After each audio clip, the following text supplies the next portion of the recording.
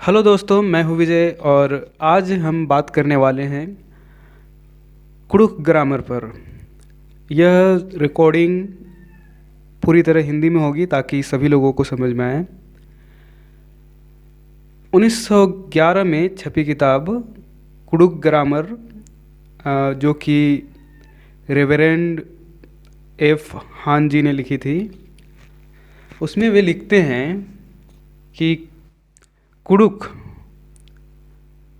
1901 के जनगणना के अनुसार 6,09,721 लोग उस समय कुडुख बोलते थे, जो कि छोटा नागपुर डिवीज़न और उसके अलावा जितने भी फेडरेटरी स्टेट हैं उसमें बोली जाती थी। बट यह नॉर्थ ईस्टर्न डिस्ट्रिक्ट के बंगाल में भी थी, असम में भी थी और इसके अलावा और दूसरे भारत के क्षेत्रों में भी थी।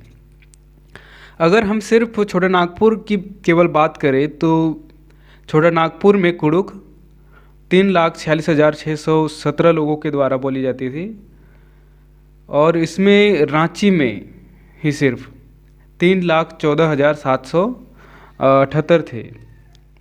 इसके बाद पलामू में 21,606 है, सिंहभूम में 6,973 है और हजारीबाग में 2,930 है। और मानभूम की बात करें तो 330।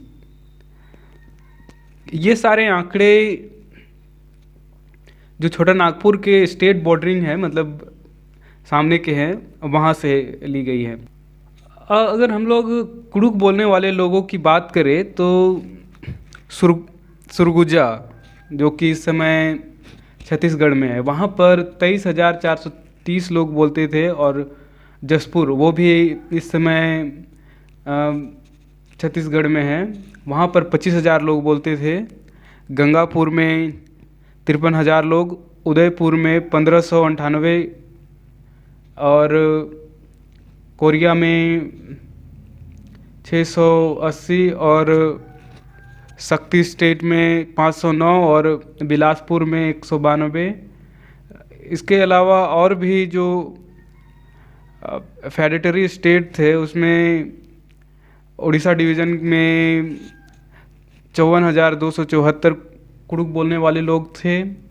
इसके अलावा संबलपुर ज़िले में 29,000 बोलने वाले थे और बांद्रा स्टेट में 15,704 लोग बोलने वाले थे। उसके अलावा रायगढ़ में 4,312 लोग कुडुख बोलने वाले थे और सारंगगढ़ में 1,402।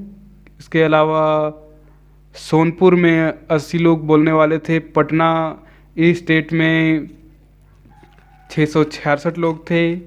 बोनाई में 500 लोग थे। कालाहांडी में 51 लोग थे। इसके अलावा उड़ीसा के ट्रिब्यूटरी स्टेट जो कहलाते हैं उसमें 2,945 लोग बोलने वाले थे। इसके अलावा अगर कलकत्ता के सामने वाले इलाकों में देखें तो 1901 में कुडुख बोलने वालों की संख्या 1923 थी।